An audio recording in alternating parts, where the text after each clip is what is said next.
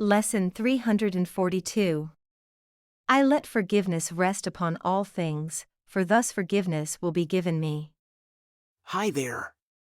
Here's another key piece in the puzzle of mastering forgiveness today, that same forgiveness we've been discussing in many of our previous lessons, which is the key to our happiness and our power as miracle workers. Are you ready to dive into the insights Lesson 342 has to offer us? I let forgiveness rest upon all things, for thus forgiveness will be given me. I thank you, Father, for your plan to save me from the hell I made. It is not real.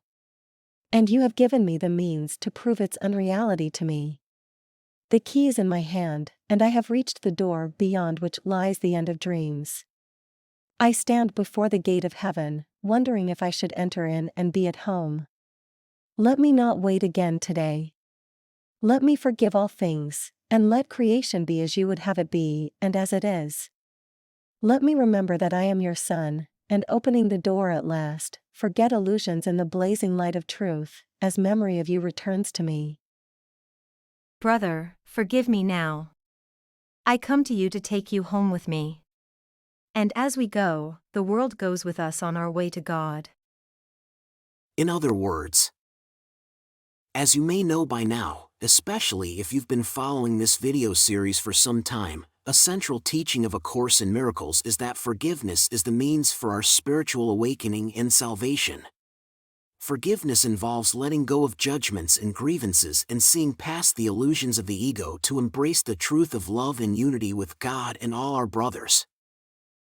Today's lesson subtly suggests that we can consider forgiveness as a tool that transcends our personal capabilities. Given our deep entanglement in our ego and its illusions, it's understandable that we might encounter significant challenges in achieving true forgiveness on our own. Therefore, we are encouraged to rely on a higher power. We can ask the Holy Spirit to help us overlook grievances and see beyond illusions. From this perspective, forgiveness becomes less about a personal action and more about divine intervention that we can request. We can ask for this divine assistance in forgiveness, and we will receive it. This implies admitting that true forgiveness transcends our ego-driven conscious abilities. However, by seeking guidance and aligning with our inner true self, we open ourselves to allow the Holy Spirit to guide us in this process of forgiveness. To put it another way, we offer our willingness to forgive, and then we invite the Holy Spirit's guidance, which enables us to forgive in a way that transcends our limited, personal capacity to do so. Yet our responsibility remains significant. As the lesson states, the key to the gate of heaven is in our hand, and we have reached the door beyond which lies the end of dreams, the end of all illusions, the end of the hell we've made. Should we enter? Forgiveness is the key that opens that door, dissolves illusions, and makes us remember God and our identity as the Son of God. As we ask the Holy Spirit to guide us in forgiveness, we also ask our brother to forgive us too.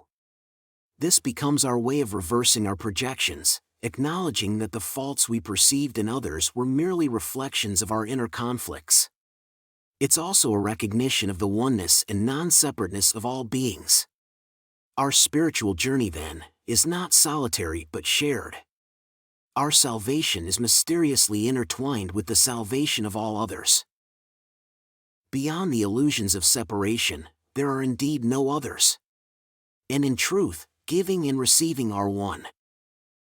Lesson 108. To give and to receive are one in truth. Lesson 126. All that I give is given to myself. Lesson 158. Today I learn to give as I receive. Lesson 159. I give the miracles I have received. Lesson 316. All gifts I give my brothers are my own. Forgiveness can become the journey we take together, helping each other remember our shared identity as the Son of God as we walk together on our way back home, back to God. I let forgiveness rest upon all things, for thus forgiveness will be given me. I let forgiveness rest upon all things, for thus forgiveness will be given me. I let forgiveness rest upon all things, for thus forgiveness will be given me. How inspiring and heartwarming is that? Don't you feel closer every day to letting forgiveness rest upon all things and all aspects of your life, so you can advance even more confidently together with your brothers on this spiritual journey back home?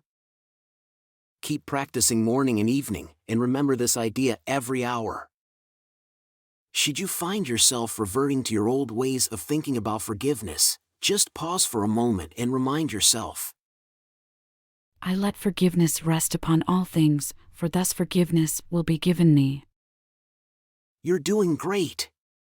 See you tomorrow for another powerful lesson. Just a quick reminder, we're currently exploring the section titled What is a Miracle? If you haven't watched the introduction to this section yet, simply click on the video link that will pop up on your screen shortly.